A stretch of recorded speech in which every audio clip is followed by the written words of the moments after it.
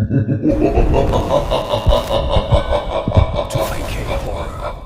real darkness lives. If you have आप सुन रहे हैं आई के हॉरर चैनल, जहां हर कहानी सिर्फ कहानी नहीं, एक अनुभव है, एक डर है, एक परछाई है जो शायद आपके आसपास ही खड़ी हो। टेप में हल्की सी हवा की सरसराहट, दूर कहीं कुत्ते का एक बार भौंकना और फिर सन्नाटा। अब चुपचाप बैठ जाइए, क्योंकि अगली आवाज़ एक ऐसे ट्रक ड्राइवर की है जिसने वो रात देखी थी जिसे कोई इंसान जिंदगी में सिर्फ एक बार ही देखता है और कसम से दूसरी बार देखने के लिए बचता नहीं। मेरा नाम रघुवीर यादव है। लोग मुझे रघुवा ड्राइवर कहते हैं। आवाज़ में भारीपन, थकान और कहीं न कहीं कांपती हुई सांसें। मैं पिछले 22 साल से ट्रक चला रहा हूँ। उत्तराखंड से लेकर केरल तक कौन सा रास्ता है जो नहीं नापा मैंने? कौन सी रात है जिसमें सड़क ने मुझसे बात नहीं की? गहरी सांस भरता है। लेकिन उस रात जो हुआ वो न पहले कभी हुआ, न होना चाहिए था। भगवान किसी ड्राइवर को ऐसी रात न दिखाए। रात की शुरुआत। वो दिसंबर की एक बेहद ठंडी रात थी। ठंडी क्या, जैसे हवा किसी मुर्दे की सांस हो और सड़क पर आसपास कुछ भी नहीं। न ढाबा, न स्टेशन, न गांव, सिर्फ अंधेरा, नीला सा फैलता हुआ अंधेरा। मैं बरेली से कोयम्बटूर की तरफ एक भारी लदान लेकर चला था। रास्ता लंबा था और मैंने सोचा था कि कम से कम 40 घंटे की बिना रुके ड्राइविंग करनी पड़ेगी ताकि समय पर डिलीवरी दे सकूं।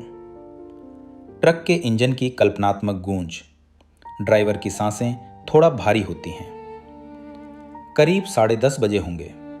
हाईवे पर ट्रकों की लाइन कम हो चुकी थी। कभी कभी कोई ओवरलोडेड ट्रक पीछे से गुर्राता हुआ निकल जाता और फिर सड़क फिर से वैसी ही चुप, वैसी ही अकेली। जब मैं काठ गोदाम के आगे वाले मोड़ से नीचे उतर रहा था तो दोनों तरफ पहाड़ खड़े थे। उनके ऊपर काले काले पेड़, जैसे किसी ने अंधेरे को ही आकार दे दिया हो।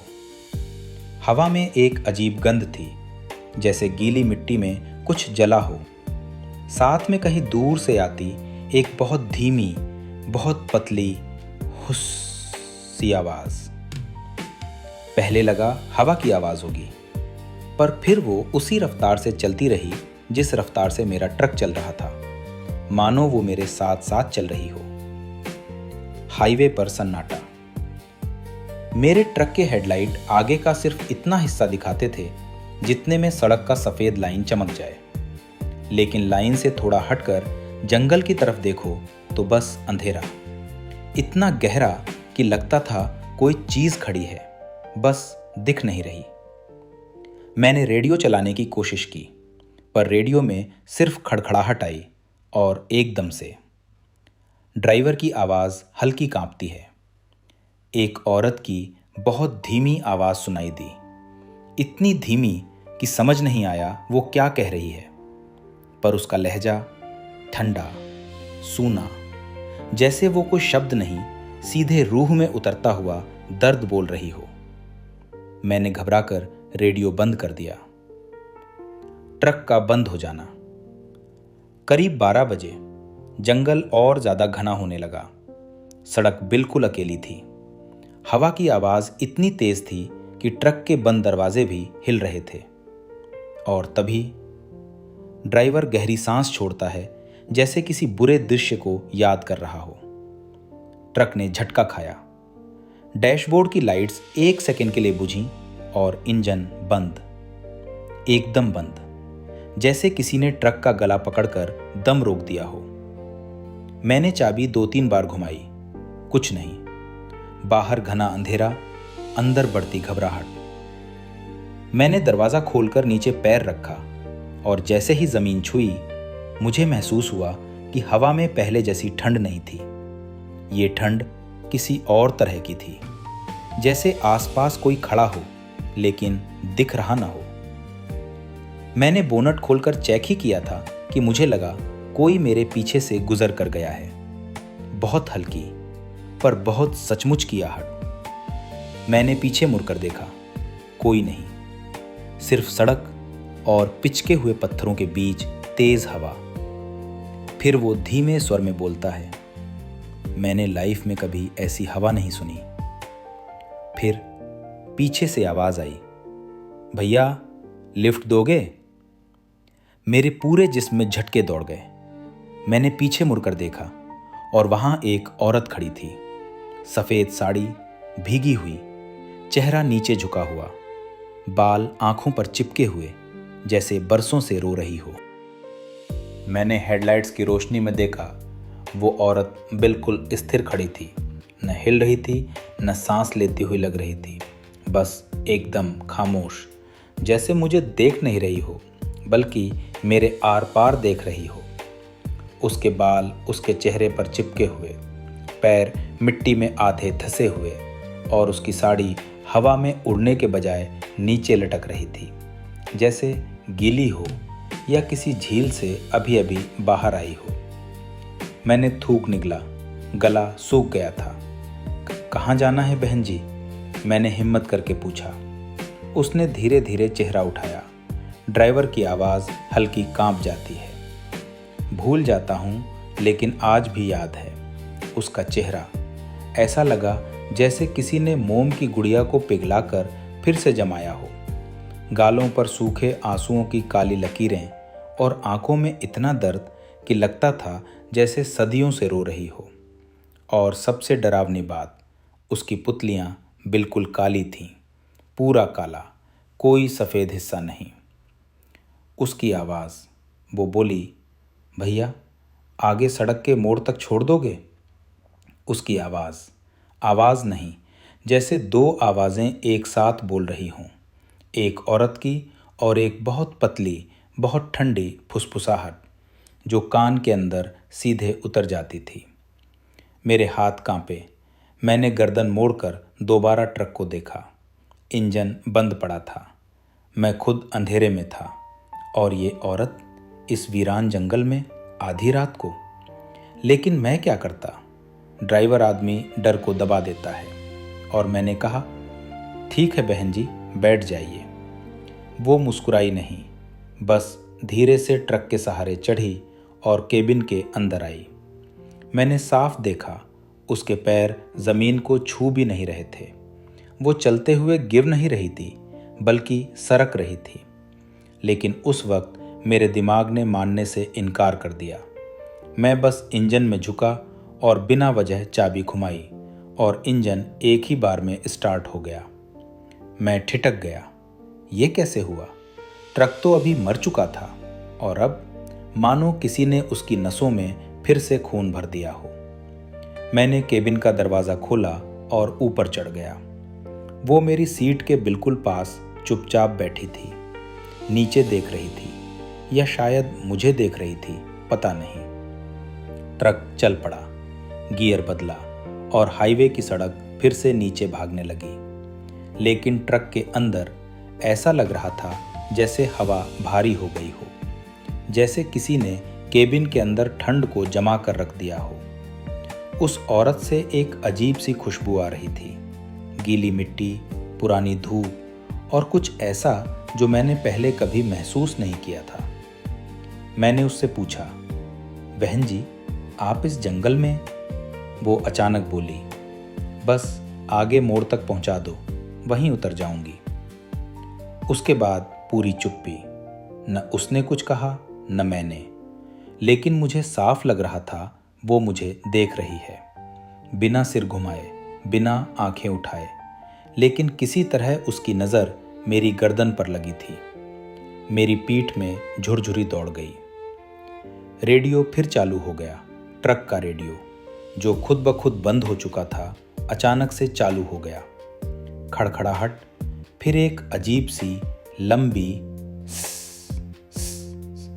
और फिर एक आवाज़, रघुवीर। मैंने ब्रेक दबा दिया। ट्रक झटका खाकर रुका। किसी ने मेरा नाम रेडियो पर कैसे लिया? औरत ने धीरे से सिर उठाया। उसकी पुतलियां काली से और गहरी हो गईं, जैसे दो खाली कुंद हों। वो बोली, मत रुको, चलाते रहो। उसका लहजा आदेश जैसा था। मेरी सांसें अटक गईं। मैंने धीरे से गियर डाला और ट्रक फिर चल पड़ा। करीब 10 मिनट बाद सड़क के किनारे एक ढाबा दिखाई दिया, पर यह ढाबा अधूरा था। ईंटें खुली थीं, छत आधी टूटी थी, दरवाजे नहीं थे और टूटी मेज़ों पर धूल की मोटी परत जमी थी। लगा जैसे किसी ने इसे 20 साल पहले बनाना शुरू किया हो और फिर छोड़ दिया हो।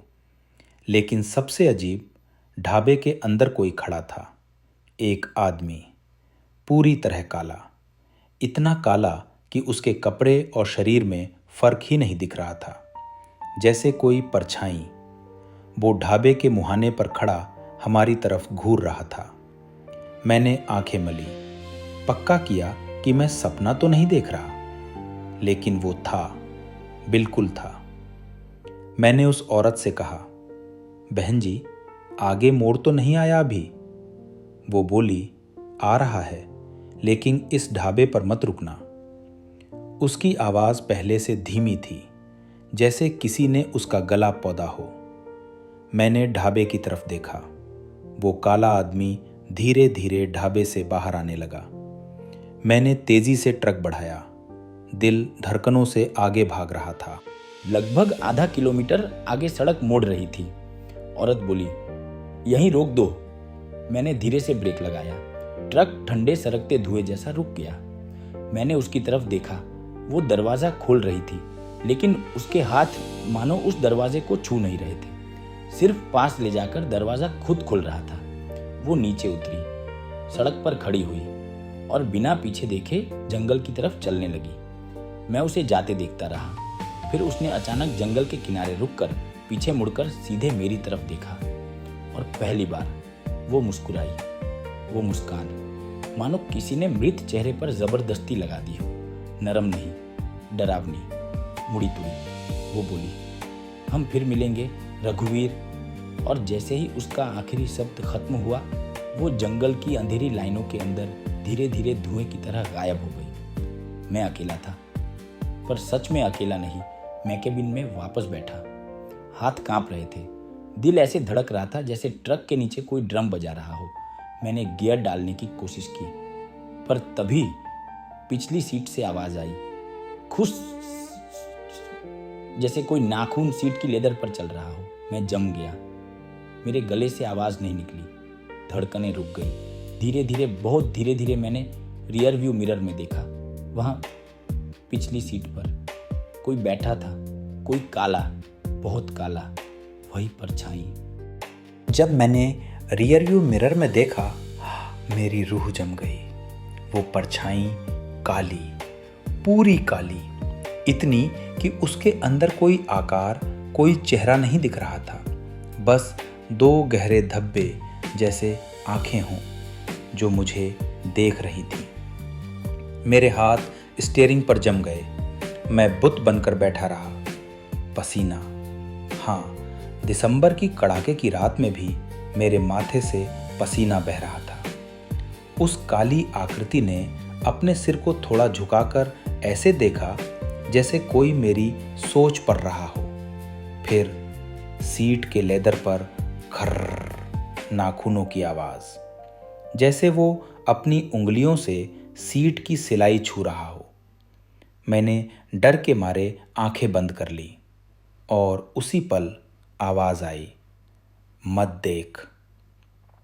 वो आवाज इंसानी नहीं थी, न मर्द, न औरत, न बूढ़ी, न जवान, बस एक कच्ची जली हुई सी आवाज। मेरी सांसें अटक गईं। मैं फुसफुसाया, कौन है तू? परछाई हल्की हिली और मेरे कान के बिल्कुल पास एक ठंडी हवा सी आवाज आई, तुम्हें पहले भी बताया था। मेरे पूरे शरीर में बिजली दौड़ गई। पहले भी बताया था? कब? कहाँ? मैंने मुड़कर पीछे देखने की हिम्मत की और जैसे ही देखा, सीट खाली थी। क्या वो सिर्फ भ्रम था? मेरे हाथ कांप रहे थे। मैंने ट्रक का दरवाजा खोला और नीचे उतर आया। हवा में वही सड़ी हुई गीली मिट्टी वाली गंध, सड़क के दोनों तरफ जंगल, जहां पेड़ों की टहनियां एक दूसरे को छूकर ऐसी सरसराहट कर रही थी जैसे कोई धीरे धीरे फुसफुसा रहा हो। दूर तक कोई नहीं, सन्नाटा, अंधेरा, और दिल की धड़कनें जैसे किसी ड्रम में फंसी हों। मैंने खुद को संभालने के लिए ट्रक के पीछे जाकर लोड चेक किया। सारी पेटियां ठीक थीं। मैंने गहरी सांस ली। यही है रघुआ, थकावट है, भ्रम है, कुछ नहीं था पीछे। मैं खुद को समझा रहा था, लेकिन दिल जानता था कि ये झूठ है। मैंने कैबिन में वापस चढ़ा, इंजन चालू किया। जैसे ही हेडलाइट जली, सड़क के बीचों बीच वही काली आकृति खड़ी थी। मैंने ब्रेक मारा, ट्रक स्किड हुआ। परछाई हेडलाइट में खड़ी थी, बिल्कुल स्थिर। उसके शरीर के अंदर मानो कोई गहराई ही नहीं। ऐसा लग रहा था जैसे वो कोई इंसान नहीं, एक गड्ढा हो, अंधेरे का गड्ढा। वो धीरे धीरे मेरी तरफ बढ़ने लगी। मैंने हॉर्न मारा, पर उसे कोई फर्क ही नहीं पड़ा। वो चल नहीं रही थी, सरक रही थी। मैं जोर से चिल्लाया, ओए, कौन है रे? हट वहां से। परछाई ट्रक के बिल्कुल पास आ गई, और जैसे ही उसने हाथ उठाया, हेडलाइट फड़फड़ाई और बंद हो गई। पूरा अंधेरा। मेरी कानों में तेज सांसों की आवाज और दिल की धड़कनें। मैंने तुरंत चाबी घुमाई, हेडलाइट जली और वो परछाई गायब। मैंने ट्रक तेज कर दिया। डर के मारे मैंने गियर चौथे में मारा और ट्रक उड़ा दिया। सड़क सुनसान थी। पेड़ पीछे छूटते जा रहे थे। हवा और डर दोनों पिचकारियों की तरह मेरे कानों में घुस रहे थे। मैं लगातार पीछे देख रहा था, कहीं वो फिर न दिख जाए। करीब 5 मिनट बाद मेरी धड़कन थोड़ा शांत हुई। मैंने ट्रक की खिड़की खोली। हवा अंदर आई, लेकिन वो हवा भी अजीब थी, जैसे उसमें किसी का रोना मिला हो। ढाबे का दूसरा रूप। ये क्या हो रहा है? कुछ किलोमीटर आगे मुझे सड़क के बाईं तरफ एक और ढाबा दिखा। ये ढाबा अधूरा नहीं था, पूरा बना हुआ था। लाइटें जल रही थी। बाहर एक पुरानी बस खड़ी थी, सफेद, टूटी खिड़कियों वाली। ढाबे के बोर्ड पर लिखा था, शंकर पंजाबी ढाबा, जंगल मोड़।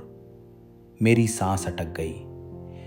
पहले जो ढाबा देखा था वो भी जंगल मोड़ पर ही था, लेकिन ये ढाबा तो बिल्कुल अलग था, पूरा रोशनी में और आबाद। तो पहले जो देखा था वो क्या था? भ्रम या कुछ और? मेरे पेट में एक अजीब सी हलचल हुई। मैंने ट्रक रोककर ढाबे पर उतरने का फैसला किया। शायद पानी पी लूं या किसी को बता दूं कि आगे जंगल में कुछ अजीब चल रहा है। ढाबे के अंदर करीब 4 से 5 आदमी बैठे थे। कोई चाय पी रहा था, कोई तंदूरी रोटी खा रहा था। लेकिन जैसे ही मैं अंदर, 4-5 आदमी बैठे थे। कोई चाय पी रहा था, कोई तंदूरी रोटी खा रहा था। लेकिन जैसे ही मैं अंदर घुसा, सबने एक साथ मेरी तरफ देखा। उनकी आंखें खाली, जैसे उनमें कोई रोशनी नहीं। ढाबे वाला मेरे पास आया। उसने हल्की मुस्कान दी, पर उसकी मुस्कान में कुछ अजीब था, बहुत अजीब, जैसे बनावटी हो, बहुत ज़्यादा। वो बोला, आओ भाई साहब, रात लंबी है, डर मत, यहाँ प्रूविंग है। मैं हक्का बक्का रह गया। मैंने पूछा, तुमने क्या कहा? डर मत? वो मुस्कुराया। हाँ, यह रास्ता बहुतों को डराता है। मैं कांप गया। पूरे ढाबे में अचानक खामोशी फैल गई, और तभी पीछे टंगी पुरानी रेडियो मशीन अपने आप चालू हुई। खड़खड़ाहट और फिर वही आवाज, रघुवीर। मैं डर से उछल पड़ा। सब लोग मेरी तरफ बिना पलक झपकाए घूर रहे थे। ढाबे वाला बोला, राम का नाम लो भाई, आज की रात आसान नहीं। और उसके शब्द पूरे होते ही ढाबे की लाइट टिमटिमाई और फिर एक कोने में मेरी नज़र गई। वहाँ वही सफ़ेद साड़ी वाली औरत टेबल के नीचे बैठी मुझे देख रही थी। उसकी आंखें अब और ज़्यादा काली थीं। ट्रक का दरवाज़ा अंदर से बंद था। मैं खुद उसकी तरफ झुककर चिल्लाया, कौन है, बाहर निकल।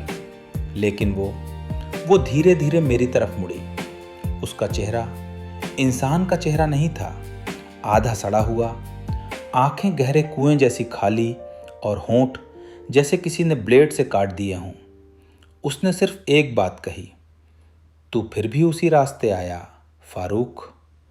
मैं दंग रह गया। उसका नाम उसे कैसे पता था? उस रात उस सुनसान हाईवे पर मेरे पूरे बदन में जैसे बर्फ भर गई हो। मैंने झटके से दरवाज़ा खोला और बाहर कूद गया। ट्रक की हेडलाइट्स वैसे ही जल रही थी, पर एक सेकंड बाद ट्रक अपने आप स्टार्ट हो गया। मैंने कभी खुद से ऑटो स्टार्ट फीचर नहीं लगाया था। ट्रक की गियर अपने आप लगी और ट्रक धीरे धीरे मेरी तरफ बढ़ने लगा, जैसे कोई मुझे कुचलना चाहता हो। मैं जोर से भागा और सड़क किनारे खाई के पास जाकर रुक गया। ट्रक रुक गया और तभी ट्रक के बोनट पर खून से एक लाइन उभरी, तुमने मुझे मरने दिया। मेरे पैरों से जमीन खिसक गई। मैं चिल्लाया, कौन हो तुम, मैंने क्या किया? अगले ही पल सड़क का काला हिस्सा हवा की तरह फट गया और मेरे सामने वो हादसा दोबारा जिंदा हो गया। हाँ, 15 साल पहले का हादसा जिसे मैं भूल चुका था, या शायद भूलना चाहता था। मैंने देखा एक लड़की मेरी ट्रक के सामने आ गई थी। मेरे ट्रक की हेडलाइट्स में उसका झटका खाया हुआ चेहरा, उसका हाथ उठाना और फिर मेरा ब्रेक लगते लगते देर होना। मैंने उसे मारा नहीं था, वो खुद भागते भागते सड़क पर आई थी। पर सच ये था कि टक्कर मेरे ट्रक से ही लगी थी। और मैं क्या किया था? मैं रुककर उतरने की हिम्मत नहीं कर पाया।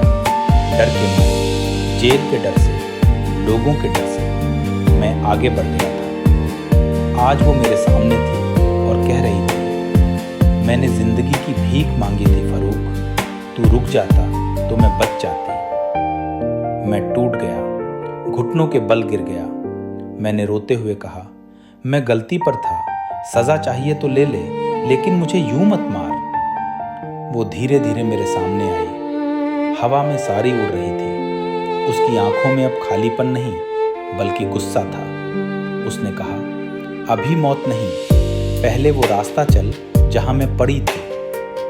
मेरे ट्रक के दरवाजे अपने आप खुल गए और इंजन फिर स्टार्ट हो गया। मैं उसके सामने बन चुका था, उसके इशारे पर चलने वाला एक कैदी। मैं ट्रक में बैठा, वो ड्राइवर सीट के पीछे खड़ी रही और फिर हमने सफ़र शुरू किया उस जगह की ओर जहां मेरी असली सज़ा मेरा इंतज़ार कर रही थी। उस रात मैं अपनी मौत को लेकर नहीं, अपने पाप को लेकर ज़्यादा डर रहा था। ट्रक अंधेरी सड़क पर अपने आप चल रहा था। मैं सिर्फ स्टीयरिंग पकड़े बैठा था, लेकिन चला कोई और रहा था। सड़क पर चारों तरफ काला धुआं फैलने लगा, जैसे रात ही मेरी तरफ झुककर मुझे निगलने आ रही हो। उसने धीरे से कहा, बस थोड़ा सा और, तू वहीं पहुंचने वाला है जहां मुझे तड़पता छोड़ गया था। मेरा गला सूख गया। मैंने हिम्मत करके पूछा, तुम चाहती क्या हो? मुझे मारना है तो मार दो। वो हंसी, ऐसी हंसी जैसे किसी लोहे पर नाखून घिसे जा रहे हों। मरने की इतनी जल्दी है? जब मैंने जिंदगी मांगी थी तूने दी थी? मेरी आंखें भर आईं। ट्रक आगे बढ़ते बढ़ते एक सुनसान मोड़ पर मुड़ा और मेरे सीने में हलचल होने लगी, क्योंकि मैं उस जगह को पहचानता था। वही जगह जहां 15 साल पहले मैं लड़की को टक्कर लगने के बाद रुक भी नहीं सका था। रात की सड़क पर अब भी पथरीली जमीन थी, एक टूटी हुई रेलिंग, और उसी जगह पर सड़क के बीचों बीच एक परछाई पड़ी हुई थी। मेरा दिल कांप उठा। ट्रक अपने आप रुक गया, इंजन बंद हो गया और हवा भी जैसे थम गई हो। मैं नीचे उतरा, कदम लड़खड़ा रहे थे। वो लड़की मेरे पीछे खड़ी हुई और उसने मेरी पीठ पर हाथ रखा। उसका हाथ ठंडा नहीं था, बर्फ जैसा था। वो बोली, देख फरूक, आज भी मैं यहीं पड़ी हूँ। मैंने नीचे देखा, वहाँ एक लाश जैसी शक्ल जमीन पर पड़ी दिखी, उसी हालत में जिस हालत में 15 साल पहले थी। और तभी लाश ने अपना सिर मेरी तरफ घुमा दिया। मैं डर के मारे पीछे हट गया। लाश बोली, तू भाग सकता है कि भाग के दिखा। और अचानक वो लाश हवा में उठी और पूरे वेग से मेरी तरफ झपटी। मैं भागा, जितनी तेज जिंदगी में कभी नहीं भागा था, लेकिन वो परछाई मेरे साथ साथ दौड़ रही थी, सड़क पर, हवा में, पेड़ों के ऊपर, हर जगह।